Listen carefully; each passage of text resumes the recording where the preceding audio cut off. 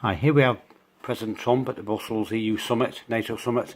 He had a lot to say about the victims of the Manchester Arena bombing attack and a few very relevant comments which we should all pay heed to, I think. And stand with you. I would like to ask that we now observe a moment of silence for the victims and families of the savage attack which took place in Manchester.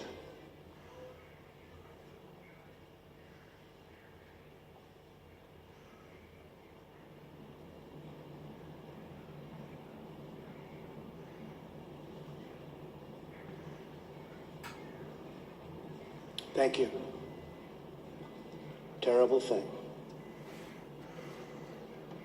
This ceremony is a day for both remembrance and resolve. We remember and mourn those nearly 3,000 innocent people who were brutally murdered by terrorists on September 11th, 2001. Our NATO allies responded swiftly and decisively, invoking for the first time in its history the Article 5 collective defense commitments. The recent attack on Manchester in the United Kingdom demonstrates the depths of the evil we face with terrorism. Innocent little girls and so many others were horribly murdered and badly injured while attending a concert, beautiful lives with so much great potential, torn from their families forever and ever. It was a barbaric and vicious attack upon our civilization. All people who cherish life must unite in finding, exposing, and removing these killers and extremists. And yes, losers. They are losers. Wherever they exist in our societies, we must drive them out and never, ever let them back in. This call for driving out terrorism is a message I took to a historic gathering of Arab and Muslim leaders across the region, hosted by Saudi Arabia. There I spent much time with King Solomon, a wise man who wants to see things get much better rapidly. The leaders of the Middle East have agreed at this unprecedented meeting to stop funding the radical ideology that leads to this horrible terrorism all over the globe.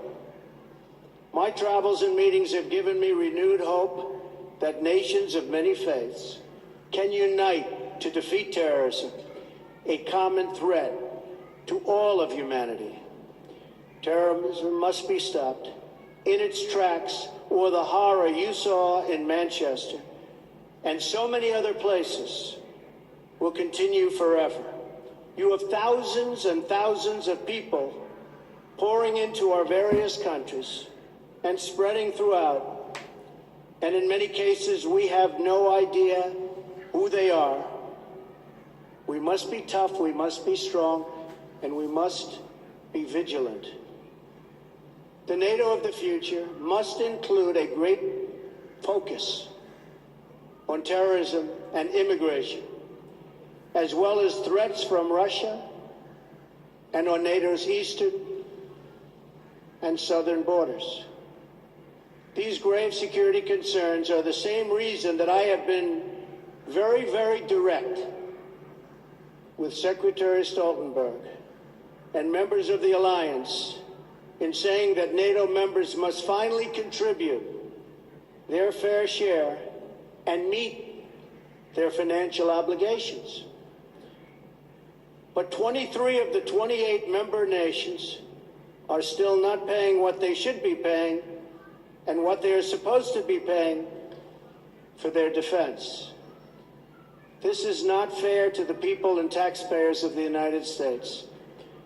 And many of these nations owe massive amounts of money from past years and not paying in those past years.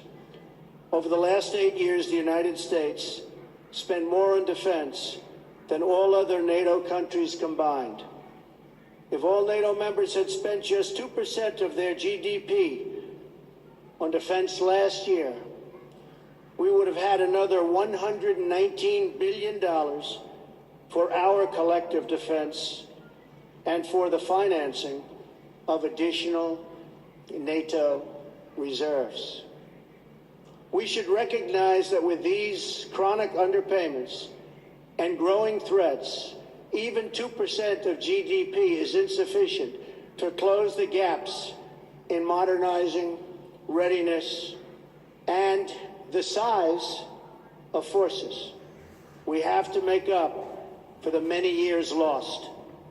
2% is the bare minimum for confronting today's very real and very vicious threats. If NATO countries made their full and complete contributions, then NATO would be even stronger than it is today, especially from the threat of terrorism. I want to extend my appreciation to the 9/11 Memorial and Museum in New York for contributing this remnant of the North Tower, as well as to Chancellor Merkel and the German people for donating this portion of the Berlin Wall. It is truly fitting that these two artifacts now reside here so close together at the new NATO headquarters. And I never asked once what the new NATO headquarters cost. I refuse to do that. But it is beautiful. Each one marks a pivotal event in the history of this alliance and in the eternal battle between good and evil.